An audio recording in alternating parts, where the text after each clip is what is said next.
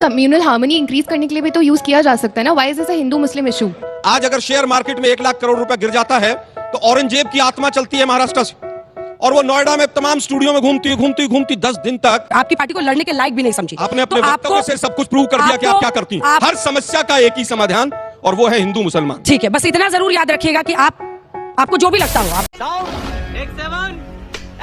जी। देखिए, अयोध्या में तो भगवान राम का मंदिर बन गया और उसका वहां पर सब कुछ हो गया।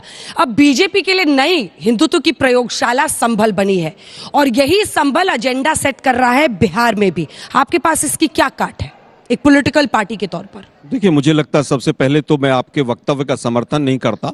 राम मंदिर का लगभग अभी भी 60% काम बाकी है। हाँ, पॉलिटिकल इवेंट पूरा हो चुका है, जिसमें ये नतीजा निकला कि अयोध्या की जो सीट थी फैजाबाद, वो भी हार गई बीजेपी। वो नतीजा निकला। सही कहा। अब बात आती है कि काट किसकी क्या है। हमारे पास इन चीजों की काट ढूंढने का समय होना चाहिए, या विपक्ष के पास ये होना चाहिए कि लोगों को रोजगार कैसे मिले, महंगाई कैसे दूर हो। लेकिन आज दिक्कत ये है, होली की शुभकामनाओं के साथ मैं पूरे देश को एक बात कहना चाहता हूं कि सब समस्याओं का एक ही समाधान है, एक ही इलाज है, हिंदू मुसलमान, हिंदू मुसलमान, हिंदू मुसलमान। और यही है मोदी सरकार। ये बड़ी अच्छी बात कही आप। आज हालत यह, कोरोना होता है तो हिंदू मुसलमान, तबलीगी जमात, फलाना ढिकड़ा, केवल 3 साल तक वो हिंदू मुसलमान के रूप में ज्यादा देखा गया। आज अगर शेयर मार्केट में 1 लाख करोड़ रुपया गिर जाता है तो औरंगजेब की आत्मा चलती है महाराष्ट्र से, और वो नोएडा में तमाम स्टूडियो में घूमती 10 दिन तक शेयर मार्केट में जो 1 लाख करोड़ रुपया लोगों का डूबा, उसको भुलवा देती है।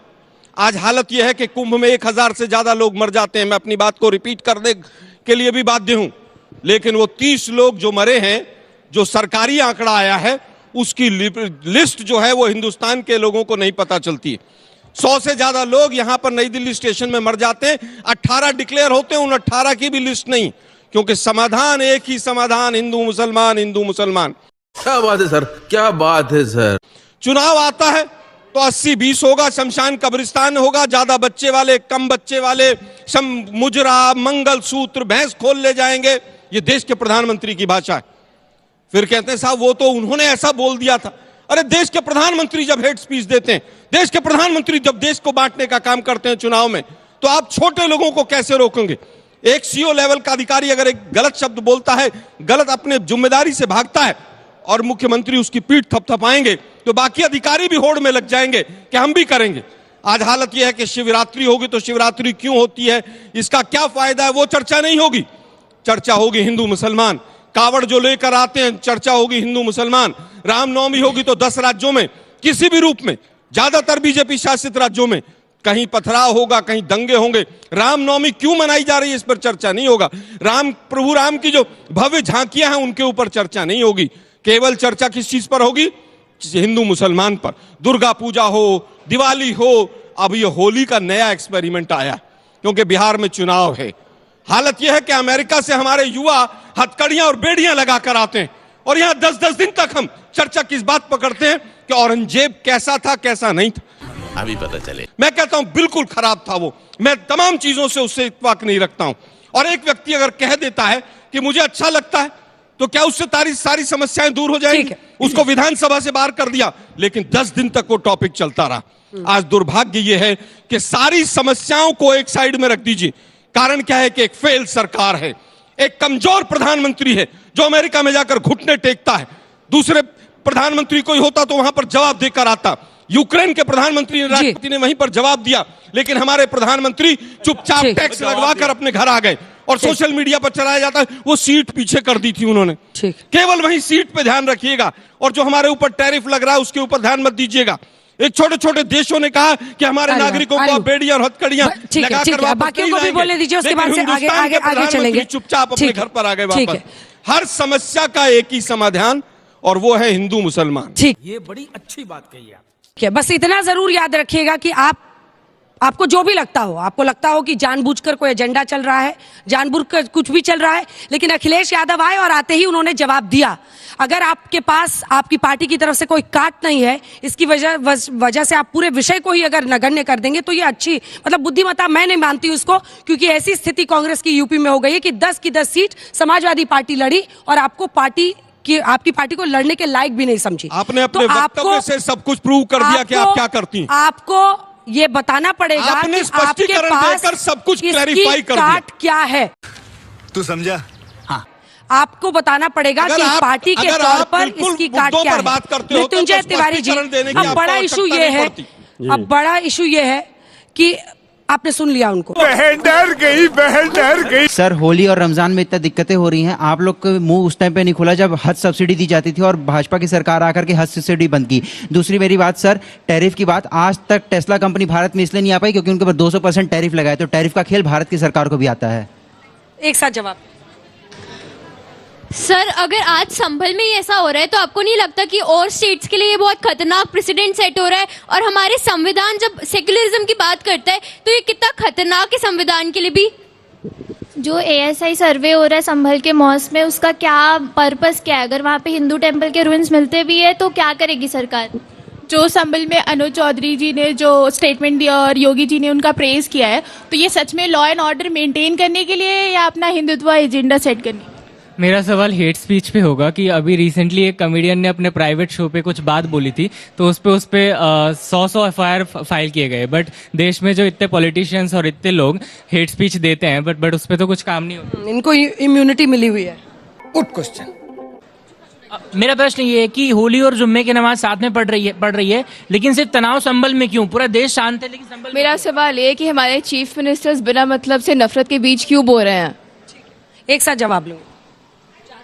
जैसी ब्रज की भूमि पे, कृष्ण भूमि पर अगर महिलाओं का शोषण हो रहा है तो क्या गारंटी है कि बुरा न मानो होली पर आप लोग मुसलमानों के धर्म का भी शोषण कर देंगे? क्या गारंटी है कि तिरपाल ढके हुए मस्जिदों को सुरक्षा मिलेगी? प्लेसेस ऑफ वर्शिप एक्ट के अकॉर्डिंग 1991 कहा जाता है कि जो 15 अगस्त 1947 पे स्ट्रक्चर था उसे देखे जाएंगे। तो उस संदर्भ में जो संभल की कंट्रोवर्सी हो रही है उसका कानून के संदर्भ में आप क्या कहना चाहेंगे? वो कानून क्या ये कहना सही नहीं है कि बस धार्मिक विवाद हमेशा चुनावी मुद्दा बन के रह गए हैं? तू समझा? हाँ, आपको थोड़ा सा नीचे आना पड़ेगा, मेरा माइक वहां तक। If India is a secular country और जुम्मे के दिन होली है तो ये कम्युनल हार्मनी इंक्रीज करने के लिए भी तो यूज किया जा सकता है ना? Why is this a Hindu Muslim issue? हमारी गवर्नमेंट सेंसरशिप एक्ट प्रमोट करने को बोलती है, लेकिन वो विधायकों पे क्यों लागू नहीं होता? जबकि बहुत अच्छी बात है। जल्दी, सबसे ज्यादा सवाल आपसे आए हैं, आप जवाब दीजिए। उन लोगों का ये पूछना है कि संभल को लेकर जो ये बवाल, जो नई हिंदुत्व की प्रयोगशाला बनी है, करिएगा क्या सर्वे कराकर? बिल्कुल, आपने बिल्कुल सही कहा।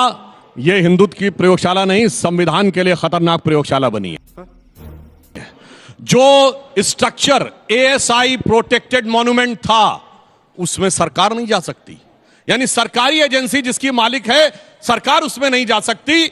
यह संविधान खतरे में है या संविधान काम कर रहा है? दूसरा, प्लेसेस ऑफ वर्शिप एक्ट की बात की गई तो 1947 15 अगस्त को संभल की तथाकथित मस्जिद एक ASI प्रोटेक्टेड मॉन्यूमेंट थी। वो कैसे प्लेसेस ऑफ वर्शिप में बदल गई? संविधान खतरे में है कि संविधान अलग हो चुका है? अब कानून की जहां तक बात करें तो मैं ये भी बताना चाहता हूं, और जो संभल में हुआ वाकई देश के लिए बहुत खतरनाक था। 78 में इतने लोग मारे गए, सैकड़ों हजारों लोग, और उसके बाद जलवाए जलाल से कहा जा रहा है कि सरकार की संपत्ति मेरी रिलीजियस वो बन जाएगी प्लेस, और सरकार चू न बोले। अगर सरकार ने बोला तो बात खत्म हो जाएगी। कौन है ये लोग? और कैसे संविधान खतरे में, तो बताना चाहता हूं। ये तमिलनाडु में तिरुचिरापल्ली का एक मंदिर जो 1500 साल पुराना गांव है, वो वक्फ की प्रॉपर्टी हो गया, जिसमें 1500 साल पुराना मंदिर है। ठीक है, तो प्लेसेस ऑफ वर्शिप एक्ट क्या कहता है कि 15 अगस्त 47 को जो स्टेटस था वो बहाल रहेगा। तो 1500 साल पुराना मस्जिद वक्फ कैसे हो सकता है? प्लेसेस ऑफ वर्शिप एक्ट के हिसाब से जो क्वेश्चन कर देना चाहिए था, क्वेश्चन किया क्या? नहीं किया ना। तो प्लेसेस ऑफ वर्शिप एक्ट को भी वही यूज करना है अपने पक्ष में, और वक्फ बोर्ड को भी अपने ही पक्ष में यूज करना है। इसी भेदभाव के कारण यह परिस्थिति उत्पन्न होती है कि जो चुप रहेगी जुबान खंजर तो लहू पुकारेगा आस्तीन का। ठीक है, एक बार आलोक जी, चूंकि कांग्रेस पार्टी के नेताओं पर एक के बाद एक उन्होंने प्रहार किया और हज सब्सिडी से लेकर तमाम टैरिफ पर उस बच्चे का प्रश्न था। मैं सबसे पहले तो अभी इन्होंने कहा कि 1947 में आर्कियोलॉजिकल सर्वे ऑफ इंडिया का प्रोटेक्टेड मॉन्यूमेंट था, एएसआई डिपार्टमेंट बना 1958 में, लेकिन झूठ में कुछ भी बोलते चले जाते हैं।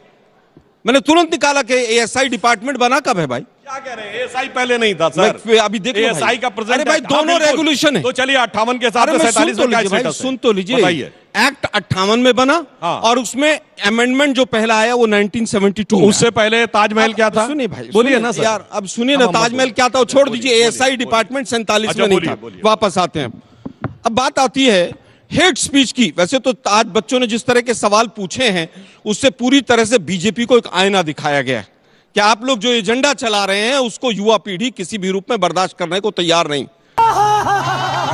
10 में से 9 सवाल यही इशारा कर रहे हैं कि हमको रोजगार चाहिए, हमें क्वालिटी ऑफ लाइफ चाहिए, हमें अच्छी जिंदगी चाहिए, हम रोज नफरत की जिंदगी में जिए, ये नहीं चाहिए। अब बात आती है कि किसने क्या किया।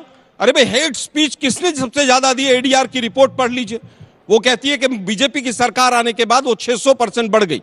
और हालत यह है कि इलेक्शन कमीशन खामोश होकर एक पिट्ठू की तरह काम करता है, हेट स्पीच पर कोई एक्शन नहीं लेता है। मैंने शब्द इस्तेमाल किया है और कठोर शब्द इस्तेमाल किया है, क्योंकि ऐसे ही लोगों को चीफ इलेक्शन कमिश्नर बनाया जाता है बाईपास करके। और इलेक्शन कमिश्नर जितने हैं उनके किस तरह के कंडक्ट रहे हैं, विपक्ष को 1-1 साल तक समय मत दो, हेट स्पीच को पूरी तरह से चलने दो ताकि हिंदू मुसलमान हो। केवल धर्म के आधार पर बांटकर आप रोजगार लेना चाहते हैं। भाटी साहब चलिए, आप केवल मुझे ये बता दीजिए कि दिल्ली देश की राजधानी है, अभी चुनाव हुआ, 11 साल में आम आदमी पार्टी ने तो बेड़ा गर्क किया ही। क्या मोदी सरकार ने एक कॉलेज बनाया? बच्चों आप बता दो उस कॉलेज का नाम जो मोदी सरकार ने बनाया हो 11 साल में, आप लोग बता दीजिए। एक हॉस्पिटल का नाम बता दीजिए, आप लोग इतने बैठे हुए यहां पर, जो दिल्ली में मोदी सरकार ने बनाया। लेकिन विषय क्या होंगे? हिंदू मुसलमान, हिंदू मुसलमान, हिंदू मुसलमान। एक फेल सरकार है, विदेश नीति फेल है, अर्थनीति फेल है। ये वही मोदी साहब थे ना जो कहते थे कि रुपया जब गिरता है भाइयों बहनों मित्रों तो सरकार की साख गिरती है। आज हालत क्या है? किसकी साख गिर रही है? आज कितना कर्जा देश के ऊपर बढ़ गया? जो कर्जा बढ़ रहा है उसका ब्याज देने में हमारा कितना रुपया डॉलर्स की तुलना में जा रहा है? जो प्रश्न थे उन सब पर जवाब महंगाई दर कितनी है इस समय? महंगाई दर कितनी है भाई? विकास की बात, महंगाई तो है ही नहीं देश के अंदर। नहीं कितनी है बोलिए ना। है ही नहीं। अरे बोलिए ना। मैं कह रहा हूं है ही नहीं। बेरोजगारी है ना महंगाई 3.61% है, जो पिछले 5 साल में 80 करोड़ लोगों को राशन देके देश को चलाने का पीठ थपथपा रहे हैं आप लोग। 100 करोड़ लोग केवल जरूरत की चीजें खरीद रहे हैं आज की तारीख में। आज बड़ा सवाल है, आप लोग कहते हैं महंगाई नहीं, कितने स्मार्टफोन आप लोग कहते हैं बेरोजगारी नहीं। बोलो कितने स्मार्टफोन है? देखिए जरा एक बार जाके 84 करोड़। मैं तो अभी स्मार्ट सिटी से ही आ रहा हूँ, 100 स्मार्ट सिटी बन गई है, मैं स्मार्ट सिटी से ही आया हूँ। देश की राजधानी में 1-1 महीने तक स्कूल बंद करने पड़ रहे हैं पॉल्यूशन की वजह से, लेकिन हर मजा आया। और मैं ये जो मजा है